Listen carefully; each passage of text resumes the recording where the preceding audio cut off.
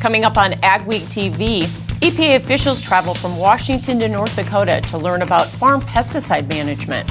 This new 2,400-head swine facility near Vollen is indicative of the exciting growth and expansion going on in the pork industry in South Dakota.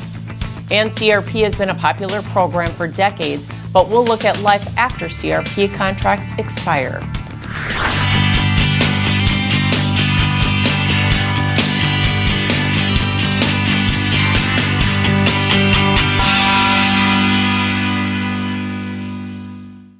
Welcome to AgweekTV. I'm Michelle Rook. A dozen EPA officials were in North Dakota recently for the Grain Growers Association's 25th annual e-tour. It's an effort to provide education and collaboration between farmers and government regulators. As Jenny Schlecht found, every year they try to include stops to look at crop protection product use, showing the equipment and philosophies used in farming. Where a shake system opens that up. This is Nancy Beck's first visit to farms in North Dakota. She oversees EPA's Chemicals and Pesticides program, and her work in Washington has a big impact on the health and safety of people here. You can read a lot in an office in Washington, D.C., but there is nothing like being out, seeing actually how farmers, growers actually work, operate, the constraints that they have, how our regulations are workable or not workable. Over the past 25 years, the tour has grown from the North Dakota grain growers to include the corn and soybean associations and other ag groups. They're educating officials about the things that affect growers the most. Having these people out here and showing these people how we use pesticides is a great education tool for them in their future work with labeling of new products and relabeling of existing products. Haugen says it's important to show the delegation a variety of operations to showcase a number of different issues. We try and schedule stops for, we're utilizing different things, like one will focus on herbicide application, I make another stop where we're working with fungicides, maybe another stop where we're dealing with insecticides, just so they get a broad view of everything that goes on with pesticides in agriculture. Beck says these tours are important for her and her staff because they hear different problems and solutions from farmers around the country. We're really interested in knowing what's really happening. Our goal is to do smarter regulation where we have an impact where it's needed. We don't want to have unnecessary regulations that aren't helpful. When it comes to the spring, the summer season. In Carlsruhe, North Dakota, this is Jenny Schlecht for Ag Week. Although the focus of the trip was on pesticides, Beck says she also got comments on the Waters of the U.S. rule and the renewable fuels standard to bring back to her colleagues at EPA. The Farm Bill took another step forward last week, passing the Senate in a bipartisan vote of 82 to 11. The legislation was generally praised by farm groups and only had a few changes from the committee version. One was program payments will be limited to one individual per operation. There will be greater haying and grazing flexibility on CRP, and farmers have the option for a one-time switch in 2021 between the PLC and ARC program. The bill must now be reconciled with the House-approved version. The real key will be what the conference committee does with the SNAP work requirements in the House version, as they were not contained in the Senate language. People always like to focus on the differences. Let us get to conference and then work the thing out. That's what we've done in the past, and that's what we'll do again. The hope is an agreement can be reached before the current program expires September 30th. The president has not indicated if he will sign the bill without the nutrition reforms. The trade war continued this week with more retaliatory tariffs from several major U.S. trading partners. On July 1st, Canada placed 10% duties on U.S. products such as cooked beef. Mexico raised tariffs from 10 to 20% on pork on Thursday, and additional ag tariffs were also being eyed by China and the EU. A study released by the U.S. Chamber of Commerce indicates the hit to exports in the region by current and proposed tariffs is substantial. Iowa is at $971 million, Minnesota at $498 million, Nebraska is $327 million at risk, with South Dakota at $129 million and North Dakota at $61 million. The Conservation Reserve Program, or CRP, has been a popular federal program for decades.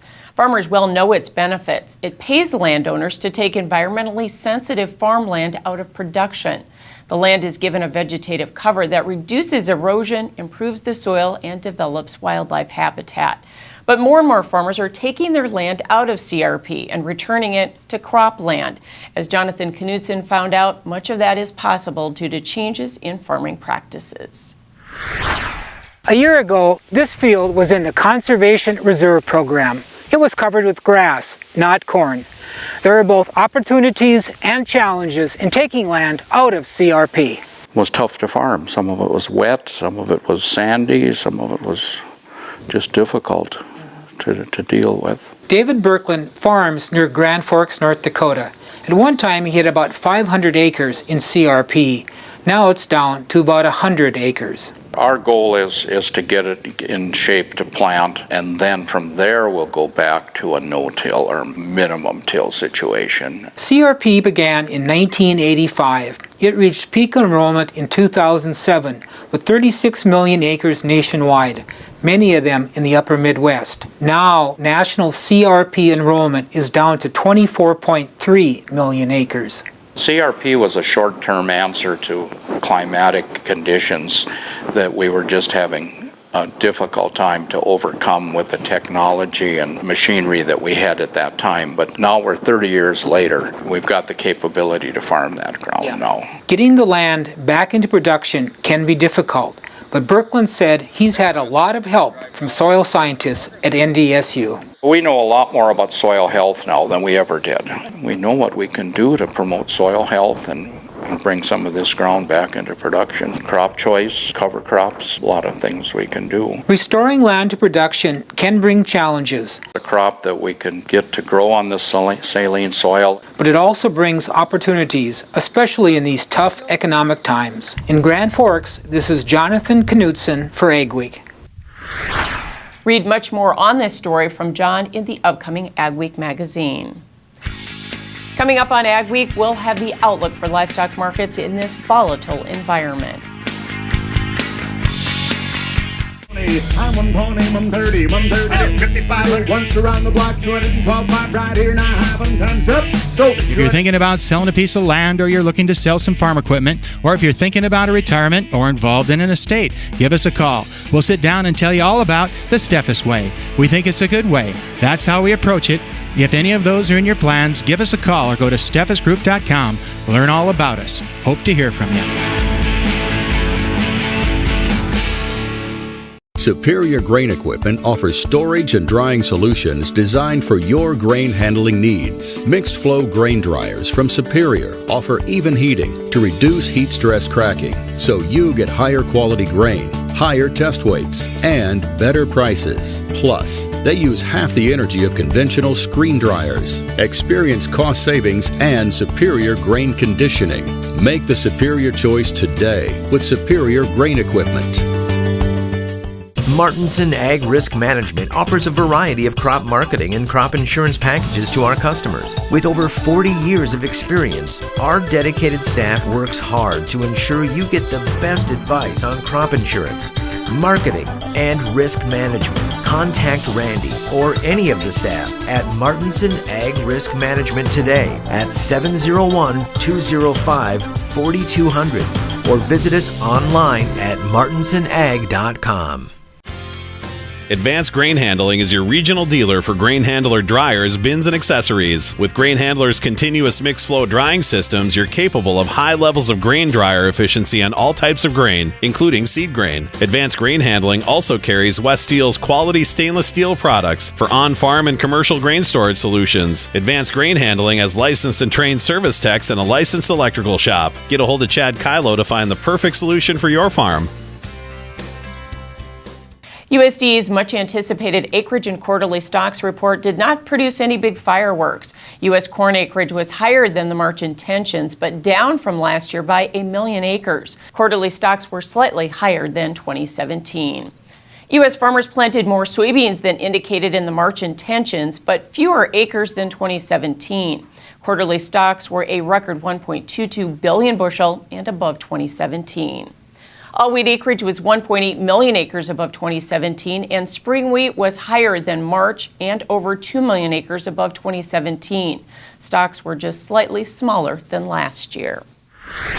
Joining us with analysis is Tim Petrie to talk about the livestock markets, which have been volatile in part because of the weather. Yeah, that's right, and that's always the case this time of the year. The cattle industry in particular watches two different aspects of weather. One is grazing conditions where the beef cow herd is.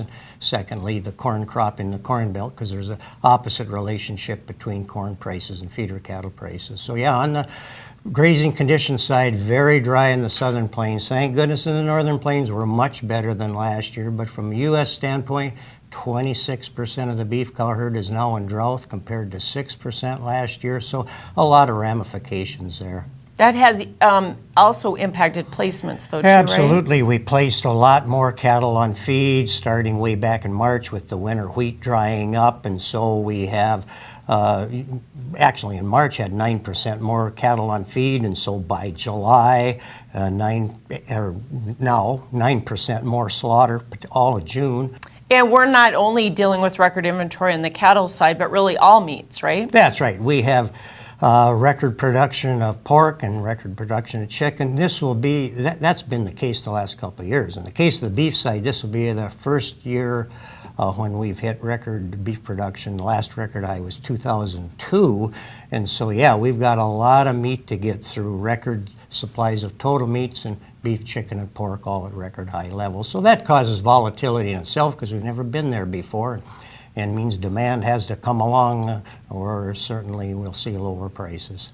And of course, the last factor is trade uncertainty, isn't it? Yeah, absolutely. That's what made the market so jittery. And, you know, just this week, Mexico is adding another 10% to their tariff, and China another 25%. So that, you know, those issues affect the market, and Chicago traders see that. So, yeah, that's causing the market to be very, very volatile. All right, Tim, we appreciate you joining us. Tim Petrie from NDSU, and you can listen to our extended conversation on agweek.com. Still ahead on AgweekTV, we'll see how one farmer is living and working with Parkinson's disease. And later, we'll introduce you to a new type of berry that's growing in popularity across the country. Intelligent farming means more crop from every acre. That starts with smart machines and precision application. Introducing the new Rogator C-Series from Challenger, featuring a newer, smarter, more precise way to apply fertilizers and nutrients, more accurately and more efficiently than ever before, resulting in less overlap and less crop damage, all to make you more productive and more profitable. To find out more, contact Butler Machinery today.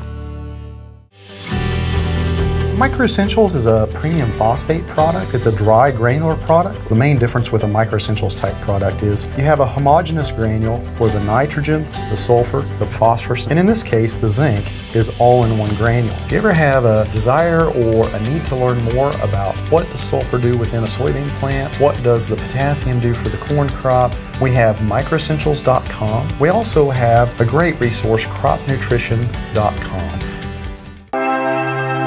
Mayo Manufacturing, your Red River Valley source for Batco.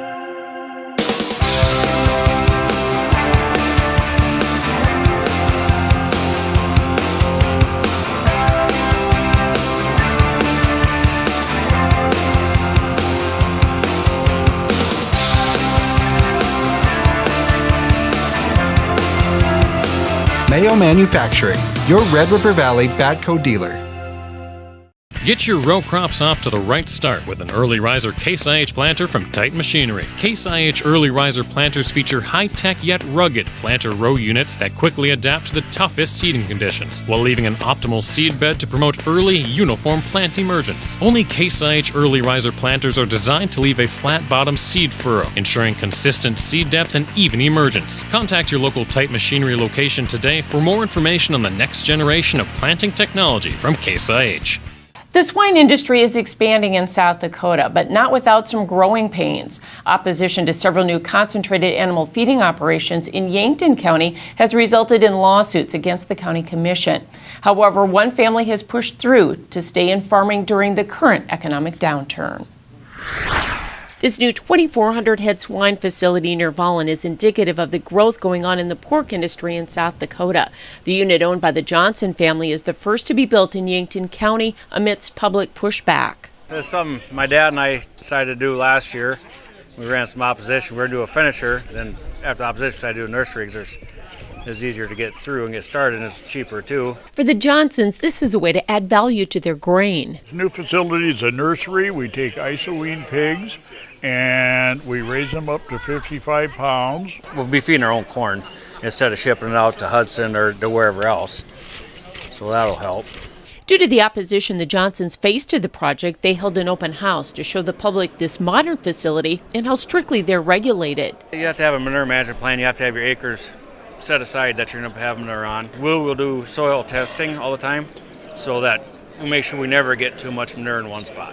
Josh says he's doing this for the 6th generation on his farm and is one of many young producers getting into the swine business. It's a cheaper way for them to get involved with the farm. You can't go out and buy $10,000 an acre ground right out of college or something, whereas this you can come up with a down payment and you can get started and get some equity. He says growth in swine processing in the region is also encouraging production expansion. That includes the Seaboard Triumph plant in Sioux City, Iowa, and the expansion of the Smithfield Foods plant in Sioux Falls. This week's Crop Stop takes us to Elizabeth in west central Minnesota. That area is in a dry pocket, surrounded by areas hit with far too much rain. David Holt says they got less than an inch total in April and May and about 4 inches in June. Still, he says his crop looks good and he's hoping for timely rains the rest of the season. Corn has been a good crop. This year looks like it'll be just as good as any year so far if it keeps. We need some more rain though. If you remember, about 18 months ago, Holt was profiled in an AgWeek story on the prevalence of Parkinson's disease among farmers. He tells us he's continuing with exercise therapy to control the symptoms of Parkinson's. At age 68, he's still an active farmer, but with his physical limitations, he's decided to cut back. He's farming half as many acres, and this fall, he's selling off his cattle. Parkinson's is a progressive degenerative disease. You can't stop it, but you can sure work hard at slowing it up. Exercise, activity, staying active is a big part of it. Mentally, to stay positive is also very good. Holt regularly attends the Rocksteady and Big and Loud Parkinson's therapy programs. Got a special midsummer edition of Ag Week weather on this program, complete with literary references. It has been the long, hot summer, a lot of heat and humidity, although that's typical in July, of course. A lot of stormy nights around. That's also typical, especially in the Great Plains.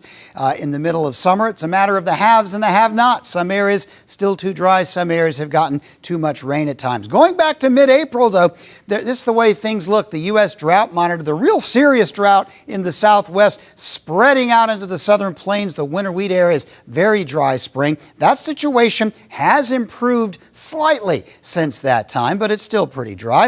Up here in the northern plains, also the rain situation overall has improved. Soil moisture situation, there are still a few pockets that are just a bit too dry, as there are in the southern plains, although some improvement has been noted. Corn Belt generally favorable to, in some spots, a little bit wet, which is good news because it's going to be hot, or at least above average over most of the United States for the next several weeks. For the rest of summer, in fact, in general, not a lot of cool weather, although I think the most anomalously hot weather overall will be the Pacific Northwest. There will be occasional heat waves elsewhere, that is for certain. And rainfall, summer storms are difficult to predict. Rainfall generally below average the Pacific Northwest and southern plains. Equal chances over most of the northern plains. Probably continued wet over most of the eastern edge of the Corn Belt. That means drought conditions are likely to get worse from southern Iowa down through the winter wheat areas. There's also been talk of El Nino again. What does that mean? Well, the trade winds right now are fairly strong and will likely continue to be, but those areas of warm water are already beginning to show up. So an El Nino season this winter is somewhat likely, but that usually doesn't impact summer or fall weather anyway. It might mean some variations this winter with precip. Get ready for the biological revolution. Enhanced by Ag Concepts is a scientifically designed foliar fertilizer formulated to quickly deliver essential nutrients to your crops for the greatest possible yields. Had a hail incident, and I only had maybe beans that were 4 inches tall. I put some Enhance out. That seemed to really bring my beans back. Got 40 bushel beans compared to a 0. That's the best dollar ever spent. Join the biological revolution with Enhance by Ag Concepts. Add more bushels to your hopper and money to your pocket by harnessing the power of air with Crary Wind Systems. Whether your beans are chest high or barely off the ground, Crary offers 2 solutions that add a constant stream of high-velocity air to quickly feed crop back to the auger, eliminating bunching, reducing shatter loss, and increasing your ground speed. Don't let crop conditions dictate your yield. Check out the Crary Air Reel or Crary Wind System today. Ag Week is excited to bring you the Ag Week app with useful features and the latest news and information right at your fingertips. Get your Ag Week news, weather, and the latest episodes of AgweekTV. Plus, see real-time information on the futures market and view local cash bids for your crops. Stay updated and take Ag Week with you wherever you are. Download the Ag Week app today.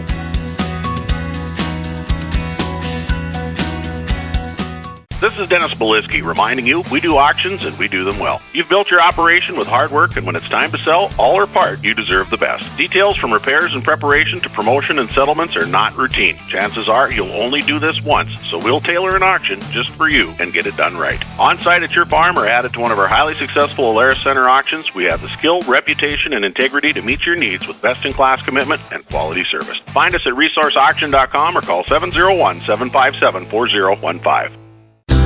Luckin Trucks and Parts sells quality used parts for all makes and models. With over 50 acres of trucks and parts and new inventory arriving daily. Family owned and operated since 1966, Luckin's specializes in the sale of quality used medium to heavy duty truck parts as well as pre-owned trucks, trailers, and construction equipment. If it's on a truck, we got it. Call us today and let us get you your part. U.S. sunflower growers, like many other farmers, are concerned by the possibility of lost markets with the trade war. About 30% of sunflower oil and about half of the confectionery crop is exported. So far, the sunflower industry has avoided the tariffs other crops are facing, notably soybeans. John Sandbakken with the National Sunflower Association says the trade environment for soybeans may provide a market opportunity for sunflowers. We don't have a futures market for sunflower. In fact, where our oil is based off of, and that's where the main value of sunflower comes from, is based off of soybean oil traded on the Chicago Board of Trade. And right now, there has been some depressing action that's been going on in oil, but sunflower, because we had a smaller crop last year, has really been kind of resilient. We've actually trended higher than we were a year ago. Sandbakken says as long as stocks stay tight, prices should remain firm. But he says they're also keeping a close eye on tariffs and trade policy. There's a fairly new berry that's gaining popularity. They're called Haskap's or honeyberries. Jim and Bernice Ingvaldson grow the berries at their pick-your-own farm called Honeyberry USA. They have about 2,000 honeyberry plants. This is the fourth season they have been open as a U-pick orchard, and honeyberries are the first berries ready in the season. They look like blueberries, but are the size of a grape and even sweeter. When they started growing them in 2010, the Ingvaldsons say no one had heard of Haskap's, not even nurseries. The market has really taken off, largely because of the newer varieties that are larger berries and better tasting berries, thanks to 2 main breeding programs. The honeyberry season runs through early July. The Ingvaldsons also sell Haskap bushes. The farm is open to the public Sundays through Fridays. Summertime is ice cream season. Head on AgweekTV. We'll take you to a dairy that's making some of the best. Big Boy Toys.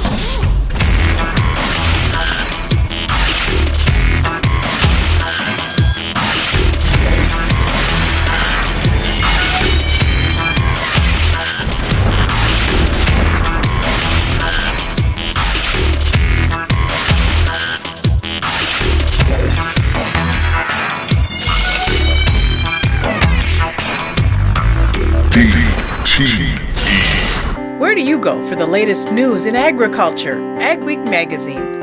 reaching over 70,000 farmers and ranchers in North Dakota, Minnesota, South Dakota, and Montana. AgWeek provides the most up-to-date information on the markets, the trends, and the people who make it all happen.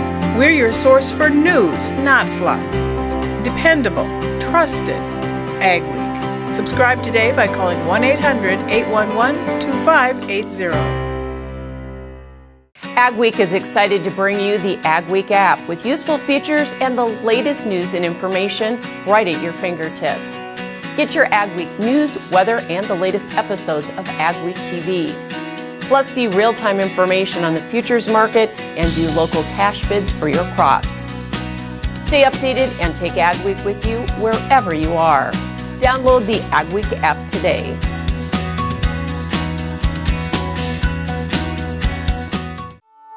I'm Jenny Garth, and as a mother of 3, I know kids worry about a lot of things. Getting enough food to eat shouldn't be one of them. But here in America, that is a real worry for 1 in 5 children.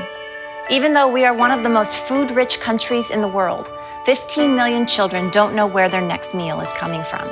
This is unacceptable, and something the Feeding America nationwide network of food banks is working to solve. Instead of accepting that our country lets billions of pounds of surplus food go to waste every year, Feeding America has made it their mission to help families in need by rescuing this food.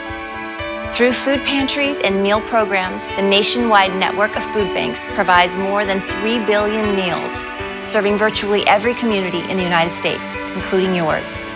Join me in supporting Feeding America and your local food bank by visiting feedingamerica.org. Together we can solve hunger.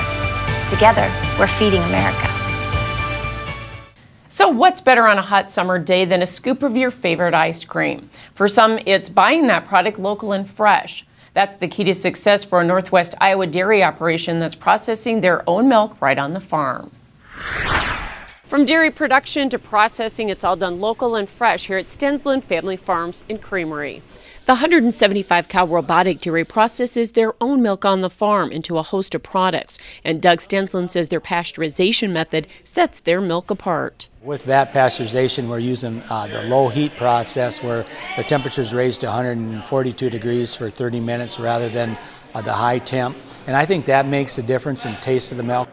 That taste transfers to their butters and cheeses, but it's ice cream that has quickly made them a household name in the tri-state area. Ice cream, that's our big thing. We do a number of different flavors of ice cream. I think with a retail location in Sioux Falls, there are probably 26 different flavors of ice cream. In less than 2 years, they've also expanded into 50 other outlets, such as daycares, coffee shops, and grocery stores. We have quite a few Hy-Vees here in Sioux Falls. The sun shines in the surrounding area, the fairways. And with more consumers interested in buying local and knowing where their food comes from, they also offer farm tours. It's really neat because a lot of times you can bring the people out and they can come to our farm, they can actually see from the beginning to the end. However, Stensland believes their attention to detail is at the heart of their success, from what they feed their cows to their ingredients. Our emphasis is always on the highest quality. No matter what we do or anything we add to our product to make our product is always the highest quality. He says while they aren't raking in the profits yet, they're encouraged by their growth and excited about the future. Thanks for watching this week's edition of AgweekTV. Remember, for all your ag news, go to agweek.com or download the AgWeek app. And be sure to follow us on Facebook and Twitter as well. See you next week.